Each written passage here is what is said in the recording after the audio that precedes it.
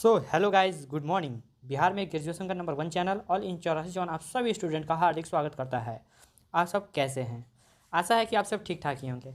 आज का video finally वैसे स्टूडेंट के लिए है जो बीए पार्ट 3 सेशन 21 से 24 के छात्र एवं छात्रा है।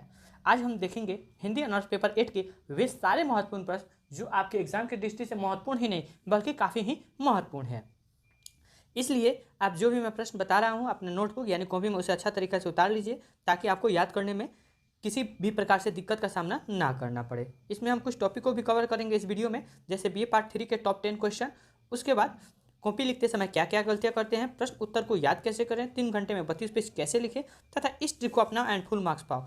तो वीडियो काफ़ी मज़ेदार तथा धांसू होने वाला है, तो आप सभी लोगों से रिक्वेस्ट है कि वीडियो के अंत तक बने रहें। अगर आपने पेपर हिंदी ऑनर्स पेपर 5, 6, 7 के अगर वीडियो का आप लोग को नहीं मिल रहा है तो मैंने ऑलरेडी डिस्क्रिप्शन बॉक्स में उसका लिंक दे दिए हैं। आप जाकर वहाँ से पेपर 5, 6, 7 का इंपॉर्टेंट क्वेश्चन देख सकते हैं। ठीक है दोस्तों, तो आइए हम पेपर 8 के वे सारे VVI क्वेश्चन हम देखते हैं। पहला क्वेश्चन हमारा ये कह रहा है कि सेवा सदन के आधार पर सुमन का चरित्र चित्रण कीजिए। यानी आपको बताना है कि सेवा सदन के आधार पर सुमन का चरित्र किस प्रकार से था, उसके बारे में आपको बताना है। क्वेश्चन आपको दोस्तों इस प्रकार से भी घुमा के दे सकता है कि सेवा सदन के आधार पर सुमन का चरित्र पर 100% व्याख्या करें। यहाँ चित्रण हटा देगा, वहाँ पे बोल देगा 100% व्याख्या करें। क्वेश्चन ये ग्रेजुएशन का एग्जाम है, क्वेश्चन घुमा देता है और बच्चे वहाँ कंफ्यूज हो जाते हैं। इसलिए क्वेश्चन जितने प्रकार से घुमा घुमा के पूछे जा सकते हैं उतने प्रकार से हम आपको बता दे रहे हैं ताकि एग्जाम में थोड़ा सा भी आपको दिक्कत का सामना ना करना पड़े। ठीक है, एक क्वेश्चन की अगर हम बात करें वो कितने नंबर के होते हैं, तो वो एक क्वेश्चन जो होते हैं वो आपके 20 मार्क्स के होते हैं, यानी 20 नंबर के एक क्वेश्चन होते हैं।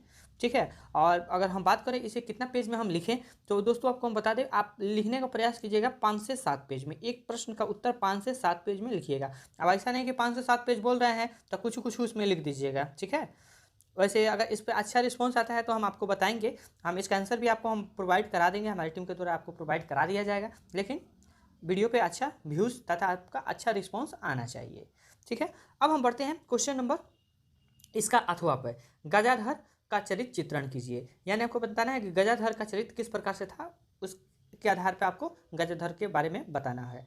अगर हम बात करें जैसे क्वेश्चन नंबर 1 आ गया, जैसे मान लीजिए सपोज दैट आपको ये क्वेश्चन नहीं आ रहा है और आपको क्वेश्चन नंबर 1 का ही अथवा आ रहा है, तो आप इसे आराम से आप लिख सकते हैं। ठीक है, लेकिन इसका एक क्वेश्चन नंबर 1 लिख के और उसके बाद अथवा लिख के ही उसका आंसर का व्याख्या कीजिएगा। ठीक है, क्वेश्चन नंबर अथवा इसको इस प्रकार से भी पूछा जा सकता है कि गजाधर का चरित्र पर अपना विचार प्रस्तुत करें। यानी किस प्रकार से उनका गजाधर का चरित्र था उसके बारे में आपको बताना है। क्वेश्चन किसी भी प्रकार से घुमाए, आपको कंफ्यूज नहीं होना, बस आपको कांस्टेंट ये बना के रखना है कि हमसे गजाधर के बारे में पूछा है, हम उसी के बारे में हम बताएं। ठीक है, अब हम बढ़ते हैं क्वेश्चन नंबर 2 की तरफ। क्वेश्चन नंबर हमसे 2 क्या कह रहा है, मानव चरित्र पर प्रकाश डालना और उसके रहस्यों को खोलना ही उपन्यास का मूल तत्व है। प्रेमचंद की इस कथन का मूल्यांकन करें।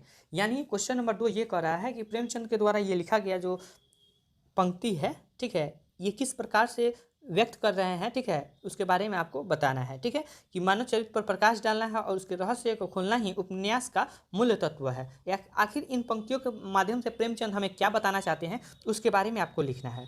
ठीक है, अथवा में आपको ये भी देगा कि कहानी कला के संबंध में व्यक्त प्रेमचंद के विचारों पर प्रकाश डाले। यानी कहानी के कला के संबंध में जो व्यक्त प्रेमचंद का विचार है उसके बारे में आपको बताना है। दोस्तों एक बात बता देते हैं, आपको बस यहाँ पे कांस्टेंट आपको ये रखना है, कॉन्सेप्ट क्लियर करके चलना है कि प्रेमचंद के बारे में हमसे पूछा जा रहा है तो हम प्रेमचंद के ही बारे में हम लिखें। ठीक है, ये 2 प्रश्न आप बस ये अथवा 2 क्वेश्चन आप लिख लीजिएगा। आपका जो प्रेमचंद का जो भी क्वेश्चन पूछे आप उसका आंसर आप दे सकते हैं, कोई दिक्कत नहीं है। ठीक है, अब हम बढ़ते हैं क्वेश्चन नंबर 3 की तरफ। क्वेश्चन नंबर 3 ये हमारा रहा कि पूस की रात अथवा ठाकुर का कुआं अथवा नशा शीर्षक कहानी की समीक्षा कीजिए।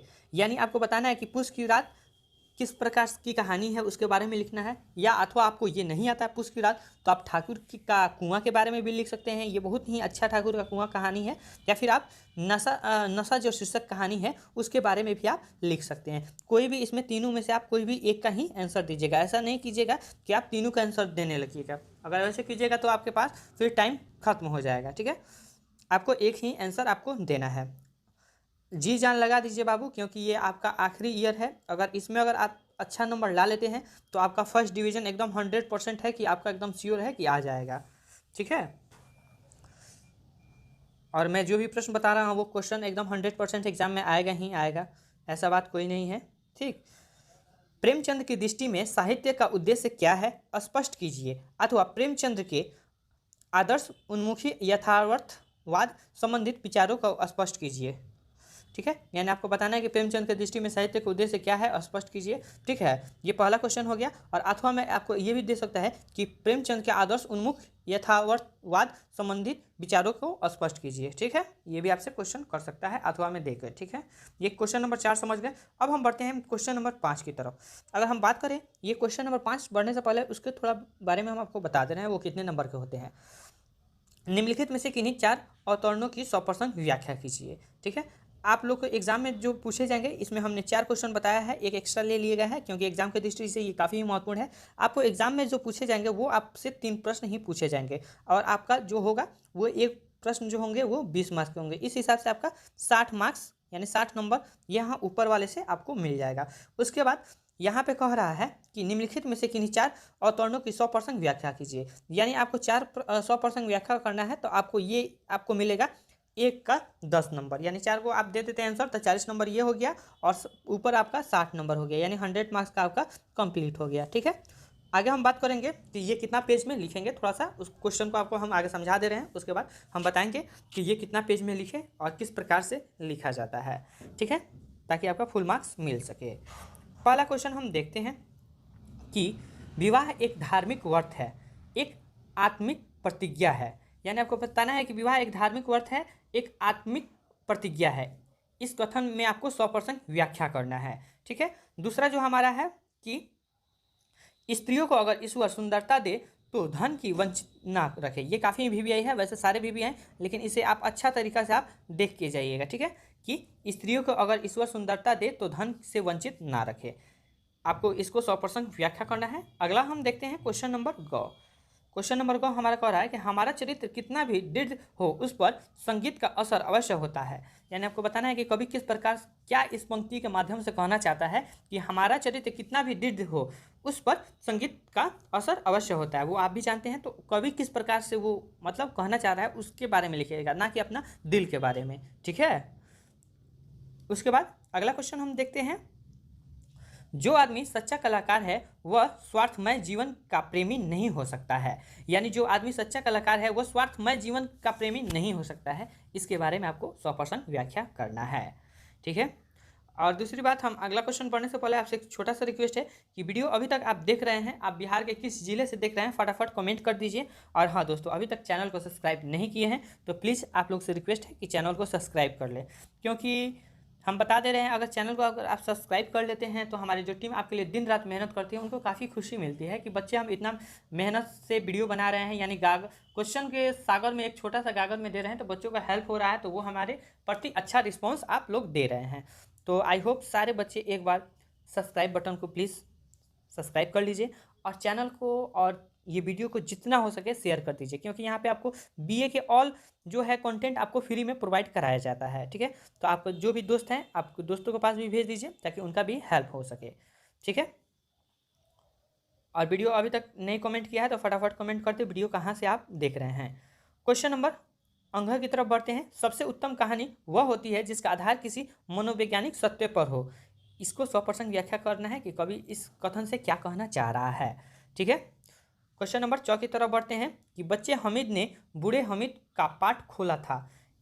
ठीक है, इसके बारे में बताना है, 100% व्याख्या करना है। उसके बाद रूखी रोटियां चांदी के थाल में परोसी जाए तो वो भी पूरिया ना हो जाएगी। ठीक है, यानी बताना है कि रूखी रोटियां जो चांदी के थाल में परोसी जाए तो वो भी पूरिया ना हो जाएगी, इसके बारे में आपको बताना है। ठीक है, अगला क्वेश्चन की तरफ हम बढ़ते हैं। अगला क्वेश्चन ये हमारा रहा कि जिनका निरादर होना चाहिए उनका आदर होता देखकर मेरे हृदय में कुवासनाएं उठने लगती थी। इसके बारे में बताना है, 100% व्याख्या करना है। उसके बाद अगला क्वेश्चन हम देखते हैं कि जिस तरह अवसर पाकर मनुष्य की पांच चेष्टा जागृत हो जाती है उसी प्रकार अवसर पाकर उसकी धर्म चेष्टा भी जागृत हो जाती है। इसे 100% व्याख्या आपको करना है। ठीक है, अब हम बढ़ते हैं क्वेश्चन नंबर अगला क्वेश्चन कि अमीर होकर क्या आदमी अपनी इंसानियत बिल्कुल खो देता है? इसे 100% व्याख्या करना है। अब हम बात करते हैं ये क्वेश्चन जो 10 नंबर के होते हैं वो हम कितना पेज में लिखें।